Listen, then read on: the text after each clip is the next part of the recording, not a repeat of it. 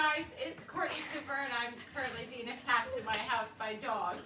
I'm a 5-star rider and the owner of C Square Farm and a partner in Excel Star Sport Horses and a dog lover as well. Anyway, we are here today for Training Tip Tuesday to talk about a little bit more about resilience, a little bit more about how can we get better with our mental game. What are some sources for us to get stronger in our knowledge base, both as people and also in regards to our training in horses. So, this stack of books, and we're going to go through those. We also, I also wanted to talk a little bit about things we listen to. I'm a huge TED Talk person and TEDx person. I don't usually have time to watch those. But I like listening to them while I'm feeding or I'm mucking or I'm watering the barn. I can just sort of slip them in my pocket and listen to them, and then if they have a visual aid, I can stop it and go back and look at the visual aid. So those are really helpful to me, and sometimes I find the speakers there that I like certain speakers, and so then I will go and look at their information. And before we get too far down this road as well, we have dogs pulling on cords now. Before we get too far down this road, I'd love it if anybody has any questions that they could write down a question. Madeline is on the video, so she can certainly let me know when there are questions. And then also let us know where you're watching from. And if you have any comments about last week's Training Tip Tuesday or anything you want us to do in the future. So moving on. TEDx and TED Talks. So through TED Talks, I got to watching Simon Sinek. He is an optimist, I guess is how, business optimist is how he would be described. And he talks about, in terms of businesses, most businesses know what they do and how they do it, but they don't really know why they do it. And I found that to be very true in all of the work that I do, that if you know your why, then I think it's much easier to stay focused on your why and not get so caught up in comparison to other people or other businesses and saying, well, so-and-so's more successful, or so-and-so's, my competitor, or et cetera, and just to know that your why is what your why is all about. So he's helped me sort of delve into that interesting market.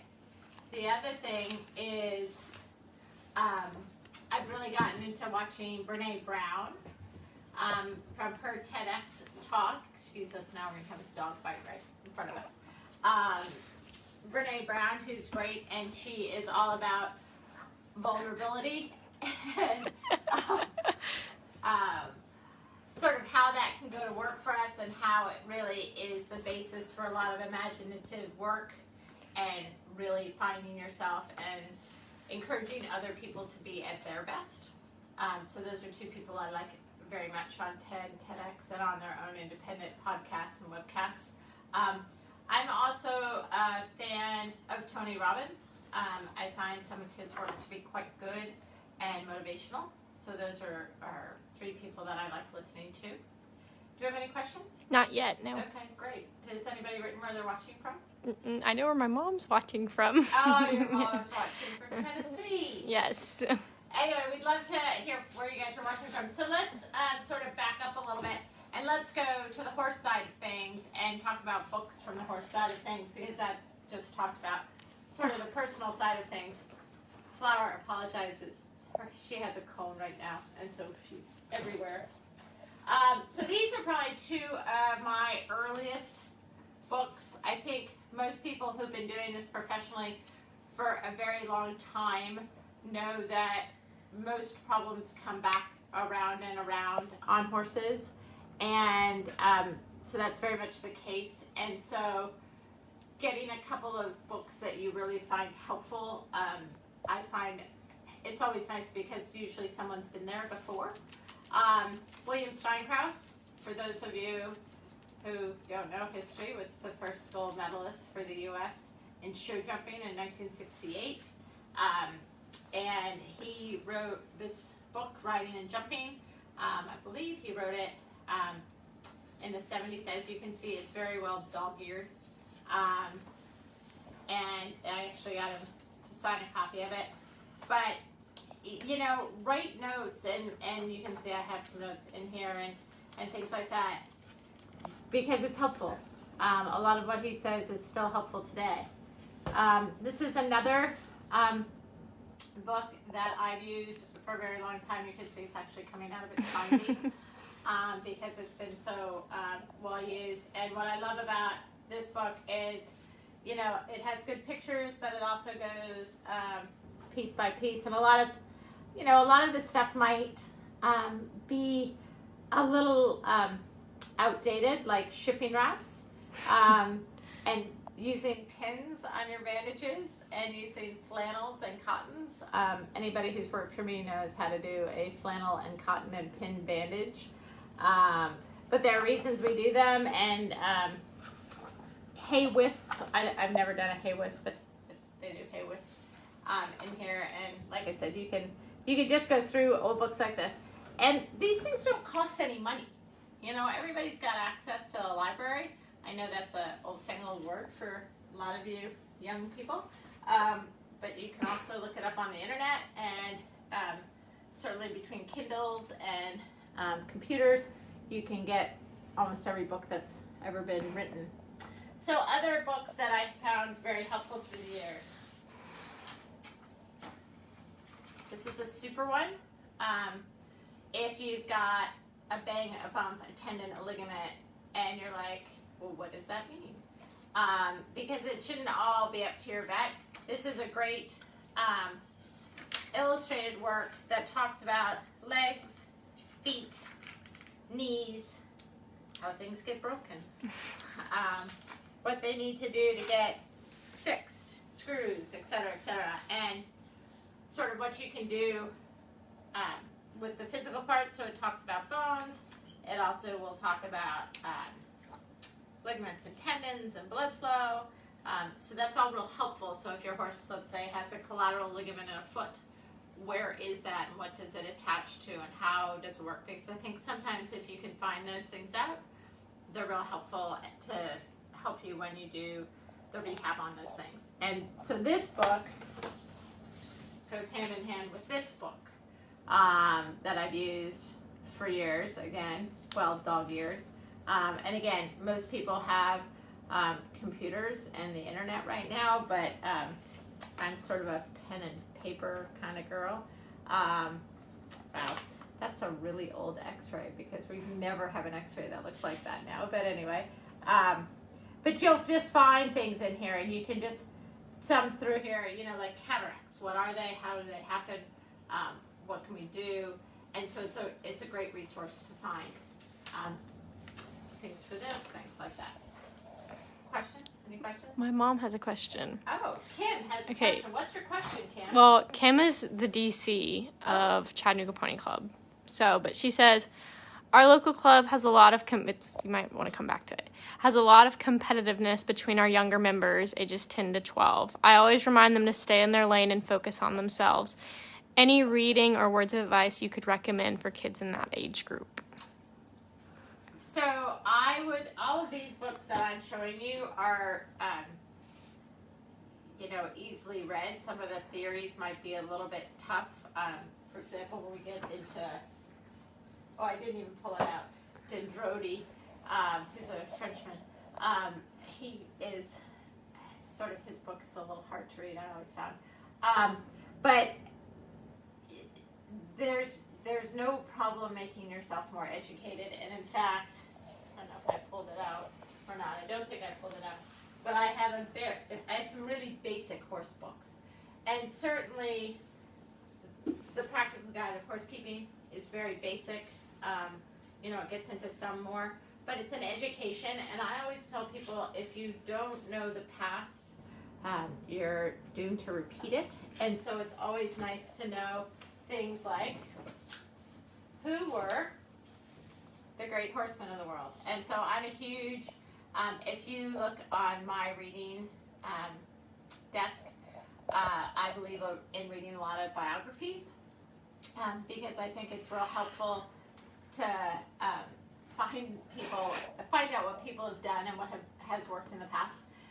Also, for those 10 to 12-year-olds, I'm sure you have a little bit of income disparity, and so sometimes it's very frustrating if you've got a very motivated kid who doesn't have a horse versus a child who is from a well-heeled family that can purchase a horse. And so reading's one way that you can get them to sort of come up to a level because they can read a lot and know nothing computes for time in the tack. But what I'd also tell you is that if you've got hungry kids and they read and they're interested in the why of the sport, there are lots of trainers who would be willing to give those young kids, those barn rats, time in the stable, and that'll turn into time in the tack as long as they prove themselves. And so they need to know why they're doing what they're doing. And then there's a favorite quote of mine that comparison is the thief of joy, and I think that's very true, even if you're older.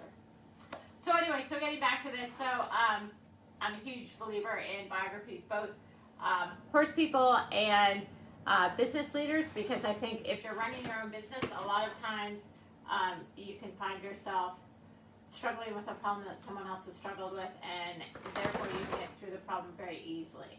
So that's that. That's that book.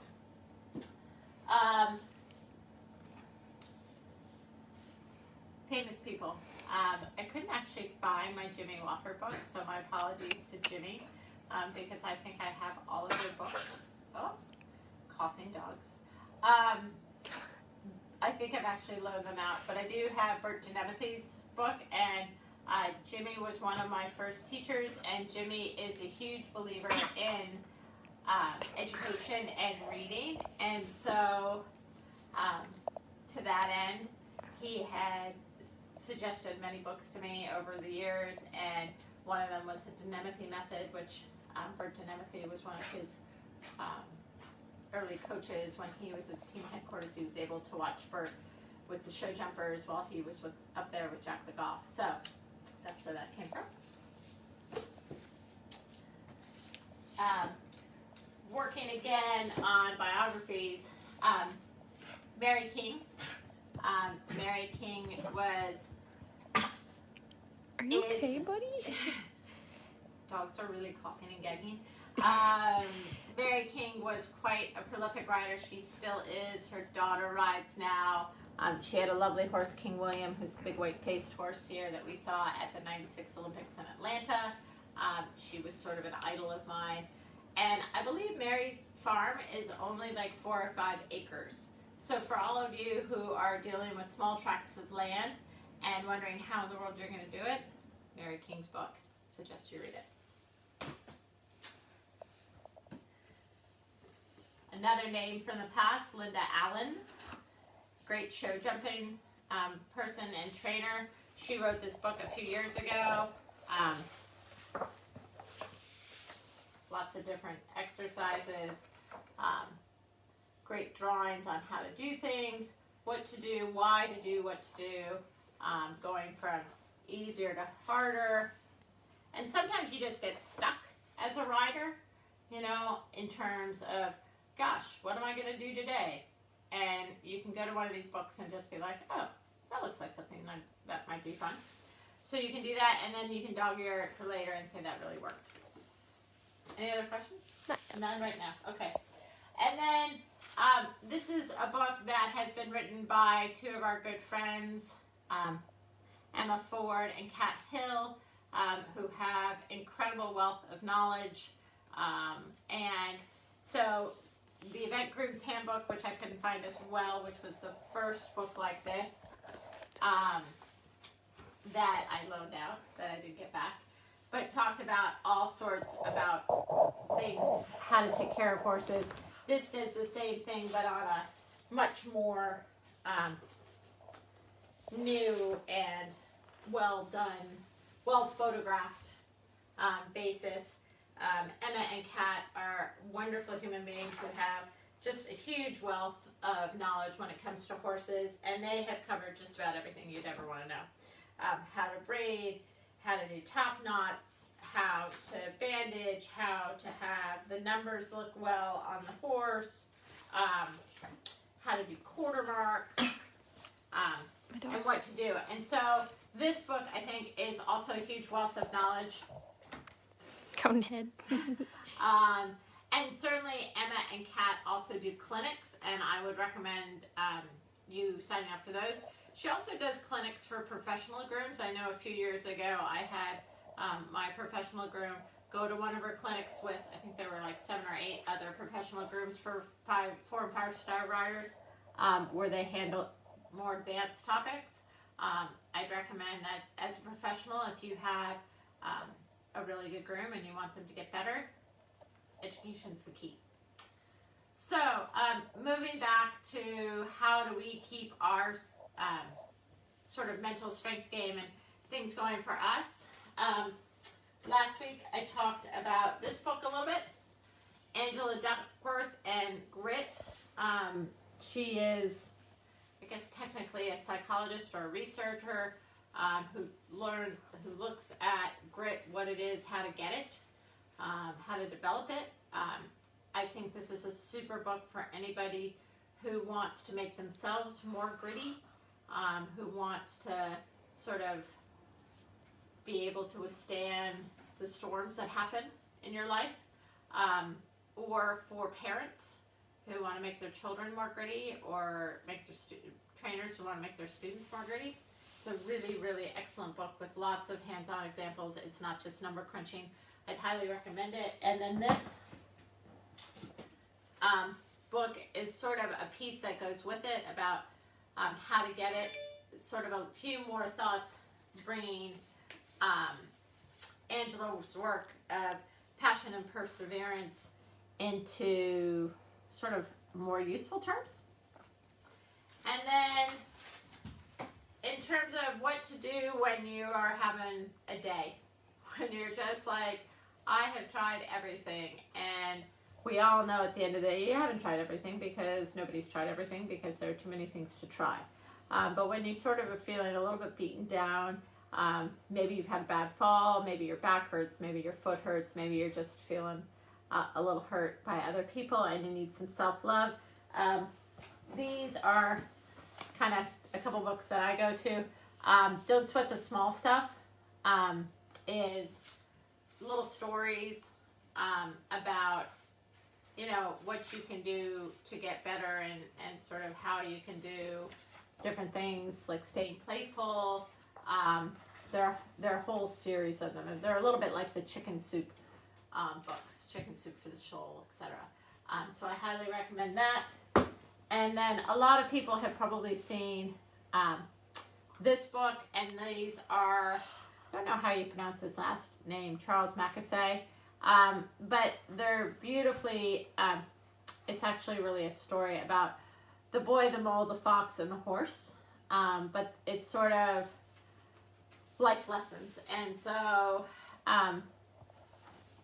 you know, you can just sort of go through here sometimes and read these quotes, and I think it just brings it back to you that you know, life is not all that easy, and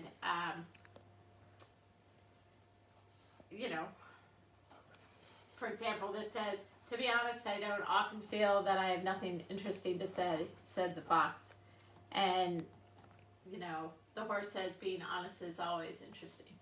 So I hope you've enjoyed this honest and frank talk about how we work on our mental health and how we like to read and what sort of things we like to read. I'd be interested in hearing about what you guys like to read, what you find helpful, what authors you like reading, what podcasts you like listening to, what TED Talks. We've also gotten into, and I didn't mention this, that Harvard and Berkeley also do some YouTube talks, and we've been listening to those. So let us know what you're interested in terms of authors. We just wanted to share what we were interested in. We hope you guys have a great day, And this is Training Tip Tuesday for Tuesday, and we look forward to seeing you next week at noon. Thanks, everybody.